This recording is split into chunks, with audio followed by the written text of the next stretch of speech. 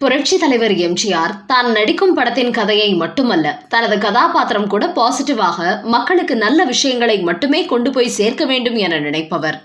அதிலும் குறிப்பாக பாடல் வரிகளில் மிகுந்த கவனம் எடுத்துக்கொள்வார். ஒவ்வொரு பாடலும் ரசிகர்கள் மனதில் பசுமரத்தானை போல பதிய வேண்டும் என்பதில் அவர் மிகுந்த தீவிரம் காட்டுவார். காதல் பாடல்களில் கூட அவர் சில தத்துவங்களை பேசியிருக்கிறார் என்பது அவரது பாடல்களை மீண்டும் மீண்டும் கவனித்து பார்த்தவர்களுக்கு நன்கு தெரியும். அப்படி எம்ஜிஆரின் பாடல்களுக்கு எம்ஜிஆரின் குரலாகவே மாறி பல வருடங்கள் ரசிகர்கள் மனதில் அரசாட்சி செய்தவர்தான் பின்னணி பாடகர் டி.எம். சௌந்தரராஜன். அப்படி அவர் முதலாக எம்ஜிஆருக்காக பாடிய பாடல் ஒன்று ஏகப்பட்ட பிரச்சனைகளுக்கு இடையேதான் உருவானது என்றால் பலரால் நம்ப முடியாது. ஆம், கடந்த 1954ஆம் ஆண்டு, அதாவது 70 வருடங்களுக்கு முன்பு எம்ஜிஆர் நடிப்பில் உருவான திரைப்படம் மலைக்கள்ளன். நாமக்கல் கவிஞர் ராமலிங்கம் பிள்ளை எழுதிய நாவல்தான் மலைக்கள்ளன் திரைப்படமாக உருவானது. இந்த படத்திற்கு திரைக்கதை அமைத்து வசனம் எழுதியவர் கலைஞர் மு. கருணாநிதி. இந்த படத்தில் இடம்பெற்ற பாடல்களை நாமக்கல் கவிஞர் ராமலிங்கம் பிள்ளை, கூமா பாலசுப்ரமணியம் மற்றும் புகழ்பெற்ற கவிஞரான தஞ்சை என் ராமையாதாஸ் ஆகியோர் எழுதியிருந்தனர். ஆனால் யாரும் அறியப்படாத இன்னொரு நபரும் இந்த படத்தில் ஒரு பாடல் எழுதியிருந்தார். அது பெரிய அளவில் யாருக்குமே வெளியே தெரியாமல் போய்விட்டது. மலைக்கள்ளன் படத்தில் இடம்பெற்ற எத்தனை காலம்தான் ஏமாற்றுவார் இந்த நாட்டிலே என்கிற பாடல்தான் காலத்தால் அழியாத எம்ஜிஆர் கொள்கை பாடலாகவே நிலைத்து நின்றுவிட்டது. அந்த பாடலை எழுத ஆரம்பித்தவர் பாடலாசிரியர் தஞ்சை என் ராமதாஸ். நன்றாக கவனியுங்கள், பாடலை எழுத ஆரம்பித்தவர்தான், முழு பாடலையும் எழுதியவர் அவர் அல்ல. இப்படி சொல்வதற்கு காரணம் இருக்கிறது. இந்த படத்திற்கு இசையமைத்தவர் S.M. சுப்பையா நாயுடு. இந்த படத்தை இயக்கியவர் ஸ்ரீ ராமுலு நாயுடு. இந்த பாடல் உருவாக்கத்தின் போது தஞ்சை ராமையாதாஸ் எத்தனை காலம்தான் ஏமாற்றுவார் என்கிற பல்லவியை டியூனுக்கு ஏற்றவாறு அழகாக எழுதினார். ஆனால் சரணம் எழுதுவதற்குள் ராமையாதாஸுக்கும் இயக்குனருக்கும் இடையே கருத்து வேறுபாடு ஏற்பட்டு சண்டையே வந்துவிட்டது. அதனால் இனிமேற்கொண்டு பாடல் எழுத மாட்டேன் என அவர் கிளம்பி சென்று விட்டார். இயக்குனரும் பரவாயில்லை, வேறு பாடலை வைத்துக் கொள்ளலாம் என முடிவெடுத்தார். ஆனால் அதன் பிறகு இந்த விஷயம் எம்ஜிஆருக்கு தெரிய வந்ததும் அந்த பல்லவியை படித்து பார்த்தார். எத்தனை காலம்தான் ஏமாற்றுவார் என்கிற வரிகள் அவருக்கு ரொம்பவே பிடித்து போய்விட்டன. பின்னர் தஞ்சை ராமையாதாஸை அழைத்து சமாதானப்படுத்த முயற்சி செய்தார். ஆனால் அவர் மீண்டும் தொடர்ந்து எழுத ஒப்புக்கொள்ளவில்லாமல் பிடிவாதம் காட்டினார். உடனே எம்ஜிஆர் அவரிடம், அப்படி என்றால் சரி, இந்த வரிகளையாவது நான் பயன்படுத்திக் கொள்கிறேன் என்று கேட்க அதற்கு சரி என சொல்லிவிட்டார் ராமையாதாஸ்.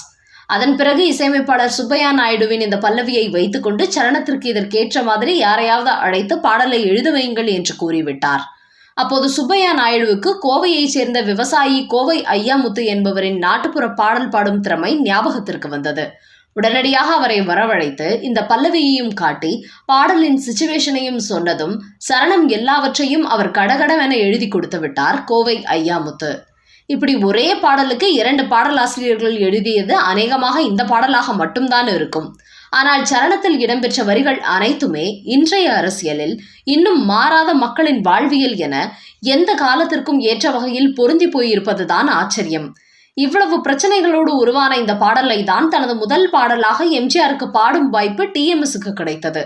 கிடைத்த முதல் வாய்ப்பையே சரியாக பயன்படுத்தி கடைசி காலம் வரை எம்ஜிஆரின் குரலாகவே மாறிப்போனார் டி.எம். சௌந்தரராஜன். இந்த இடத்தில் டிஎம்எஸ், எம்ஜிஆர், A.R. ரஹ்மான் பற்றிய ஒரு சுவாரஸ்ய விஷயத்தை சொல்லியாக வேண்டும். சினிமாவில் ஒவ்வொரு காலகட்டத்திலும் ஒவ்வொரு இசையமைப்பாளர்கள் ராஜாவாக இருப்பார்கள். K.V. மகாதேவன், அவரை தொடர்ந்து M.S. விஸ்வநாதன், அதன் பிறகு இளையராஜா, அவரை தொடர்ந்து A.R. ரஹ்மான் என ஒவ்வொரு இசையமைப்பாளரும் கிட்டத்தட்ட குறைந்தது 25 வருடங்களாவது தங்களது இசை ராஜாங்கத்தை வலுவாக நடத்தியிருப்பார்கள். அந்த வகையில் இசை புயல் A.R. ரஹ்மான் 1992ஆம் வருடம் மணிரத்னம் இயக்கத்தில் வெளியான ரோஜா படத்தில்தான் முதலாக இசையமைப்பாளராக அறிமுகமானார் என்பது எல்லோருக்கும் தெரிந்த விஷயம். அவரை இசையமைப்பாளராக அறிமுகப்படுத்தியது அந்த படத்தை தயாரித்த இயக்குனர் சிகரம் K. பாலச்சந்தர். ரஜினி சினிமாவிற்கு வந்து 25 வருடங்கள் கழித்துதான் A.R. ரஹ்மான் இசையமைப்பாளராகவே அறிமுகமானார்.